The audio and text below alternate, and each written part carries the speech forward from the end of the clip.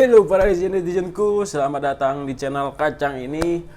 Oke, sebelumnya gue ucapkan terima kasih banyak kepada para netizenku semuanya yang udah mensubscribe channel Kacang ini hingga akhirnya sekarang udah 10 subscriber. Gue juga kaget dalam jangka waktu dari lebaran kemarin hampir ya dari 7.000 subscriber ke angka 10.000 itu kan berarti ada selisih 3.000. Itu hanya ditempuh dengan waktu sebulan saja. Wah gila, gue sangat senang sekali. Terima kasih buat para subscriber gua, terima kasih juga buat para follower TikTok gua dan snack video gua juga. Mungkin banyak yang mampir dari beberapa channel yang udah gue buat atau beberapa akun yang udah gue buat. Oke, jadi hari ini gue pengen menceritakan bagaimana sih kenapa gue bisa menciptakan atau membuat Supra menjadi mesin Daytona atau yang biasa dibilang Supra Bapak menjadi menggunakan mesin Daytona atau Supra Daytona Anima 190. Jadi konon pada dasarnya pada waktu itu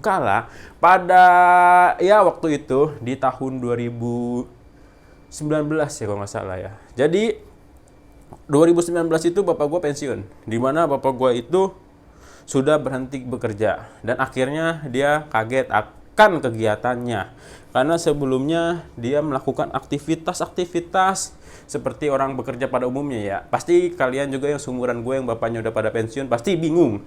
Dia ingin melakukan hal-hal yang unik atau hal-hal yang biasanya tidak dilakukan sebelumnya karena dia merasa kehilangan jati dirinya yang biasa bangun pagi, pulang sore, melakukan kegiatannya selama 30 tahun lamanya sepanjang umur hidupnya. Tiba-tiba dia harus berhenti bekerja dan bingung melakukan apa sih kegiatan yang harus gue lakukan. Dan ya, waktu itu bapak gue meminta kepada gue Supranya untuk di bore up. Di bore up, ingat di bore up ya, bukan diganti mesinnya dengan menggunakan Daytona. Tapi karena gue anak yang baik dan bertaulah dan tinggi, anjay. Jadi gue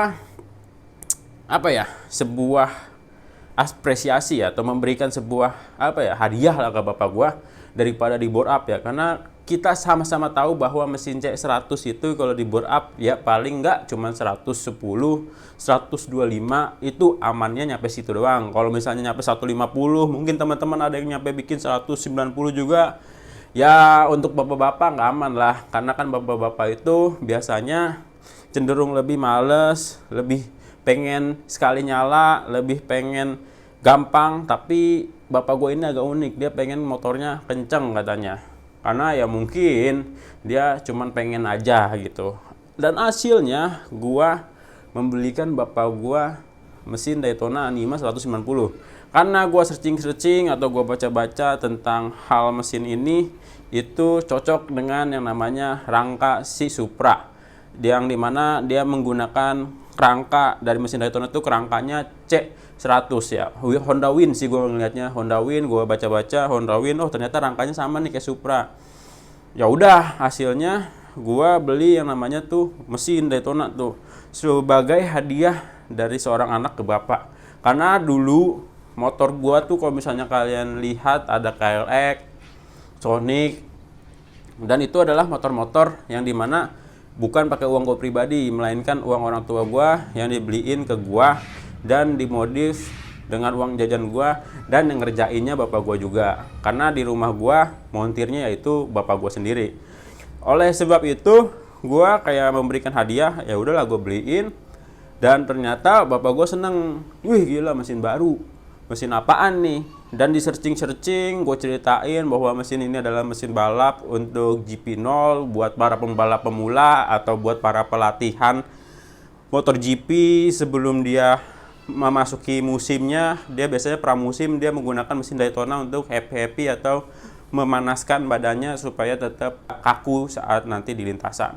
Dan bapak gue sangat senang sekali waktu itu. Akhirnya dipasang sama dia sendiri tanpa pengetahuan apapun, tanpa gue juga punya pengetahuan tentang mesin itu. Hanya tahu aja kalau mesin itu kapasitasnya 24 horsepower dan memiliki 4 percepatan dan koplingnya kopling basah.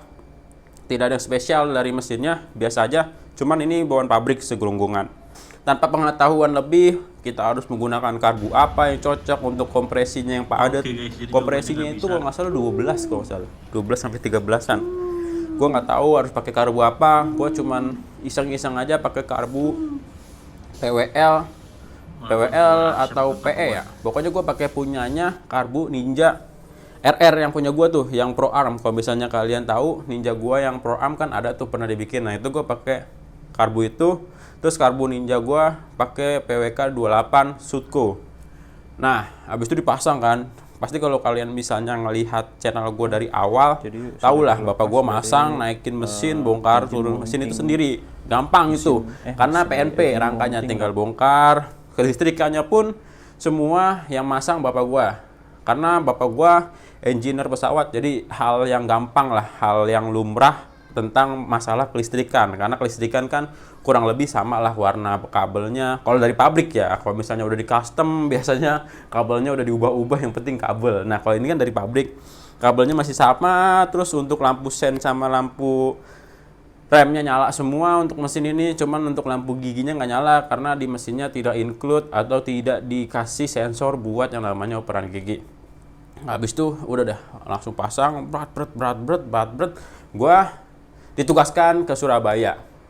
Habis itu gua ke Surabaya, pergi meninggalkan bapak gua dan keluarga gua untuk bikin motor itu juga. Pokoknya gua pergi, gua lebih mikirin kerjaan, dan terjadilah trouble di mana mesinnya ini susah nyala. Karena kita di sini minim yang namanya pemahaman tentang intake manifold, tentang karbu, tentang pemasukan udara, tentang apa ya, AFR gitu-gitu gue kagak tahu, kagak ngerti. Dibawalah ke bengkel terdekat yang di Jakarta. Dan di Jakarta itu gue minim banget yang namanya informasi bengkel-bengkel ternama atau bengkel-bengkel kawakan tentang mesin. Ingat, biasanya gue kalau di Jakarta ya sistemnya kalau nggak variasi, custom bagian body kit atau bagian body aja. Udah tuh akhirnya motor udah dibawa ke bengkel sini, tentang knalpotnya juga dibawa ke bengkel sini. Habis itu pindah ke bengkel itu, bengkel ana, bengkel itu. Udah pada gua kasih hampir habis berapa juta tuh.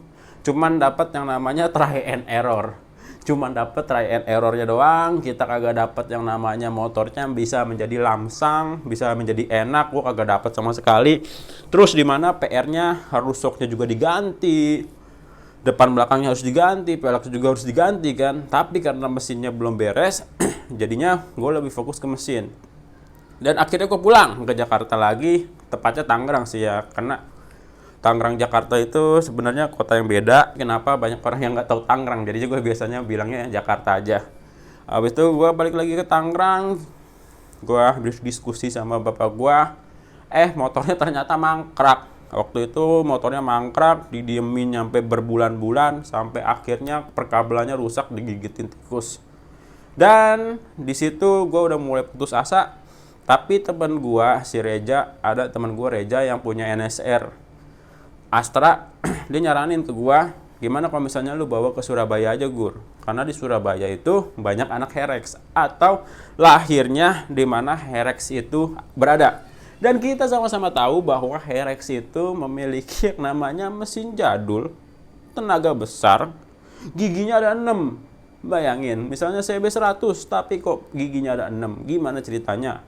Itu adalah tangan-tangan orang yang ada di Jawa Timur. Kelebihan bengkel orang Jawa Timur. Ngakalinnya itu cenderung lebih yang namanya fungsi daripada looknya. Ini menurut gua pribadi ya, kalau misalnya gua salah, koreksi aja. Udahlah, habis itu gue bawa, gue paketin tuh motornya, sembari gue pergi ke Surabaya juga sembari kerja. Hasilnya gue ketemu yang namanya Coming Speed. Nah, montir Coming Speed ini adalah montir yang dimana ngebantuin temen gue motor CBR 150-nya itu mengalami trouble di bagian kelistrikan, dan itu bener langsung sama dia. Akhirnya gue langsung putusin ke dia, Bang, ini mesin Daytona masih ori, belum pernah dibuka apapun. Pastinya dalamnya original, settingannya juga pastinya masih dalam kondisi yang sangat prima. Belum ada kebocoran, belum ada packing yang bocor, belum ada greges, belum ada yang namanya patah-patah bagian-bagian kecilnya. Dan hasilnya dia nyanggupin.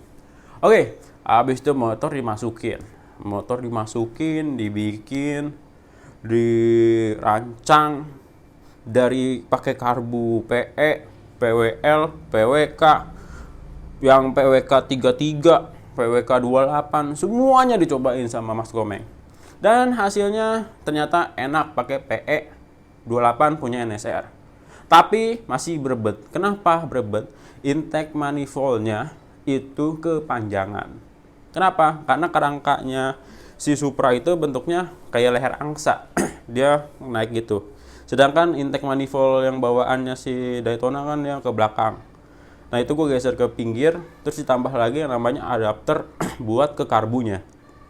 Jadilah itu kepanjangan. Jadilah terjadi yang namanya turbulensi di intake manifoldnya yang kurang prima. Akhirnya diskusi sama Mas Komeng, digantilah intake manifoldnya, di custom lah intake manifoldnya, dipakein yang namanya karbu yang PE28 tadi gue ceritain, disetting lagi klepnya karena terlalu banyak terjadi klep-klep yang penyetingan yang gagal ya, jadi klepnya banyak yang jaraknya kurang mantap, si SOHC 4 klepnya itu masih kurang presisi, disetting lagi sama si Mas Komeng. Habis itu di set ulang di bagian knalpotnya supaya suaranya nggak terlalu berisik tapi tetap dapat powernya. Udah begitu ceritanya dan akhirnya selesai. Nah, motor dibawa lagi ke Tangerang. Gua pulang, gua bawa lagi ke Tangerang, gua kasih lagi ke bapak gua. Bapak gua sangat amat senang dan sangat amat happy. Dimana motornya udah kembali normal di hadapannya dengan velg yang baru, subbreaker yang baru, bodi yang baru, dan beberapa aksesoris yang baru. Jadi begitulah sebuah rangkuman dari cerita kenapa Supra Daytona itu bisa ada, dan sebelumnya belum ada orang yang pengen kepikiran Supra dimodif.